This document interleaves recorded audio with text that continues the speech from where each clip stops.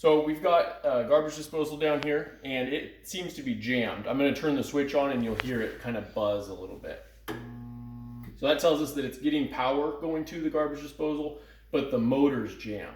So lots of times when these are sitting unused for a while, they'll just kind of seize up a little bit. The nice thing is at the middle of the garbage disposal, there's an Allen wrench spot where if I put this in there and turn it around, it'll free up the grinder and the motor. So I'm going to try that now, and then we'll see if it works afterwards. So I just there's this right in the very center of the garbage disposal, there's an Allen wrench spot, and I just spun it around a little bit. It felt like it broke free. Now I'm going to run on water while I do this, and we'll go ahead and turn it on. It sounds like it's actually working now. So that's a fairly common thing that comes up with garbage disposals. If it happens to you guys again, you just kind of you can have a little Allen wrench like this handy. They even sell specialty ones at like Lowe's and Home Depot. You can just leave one hanging out down here if you wanted to. So thank you for your time.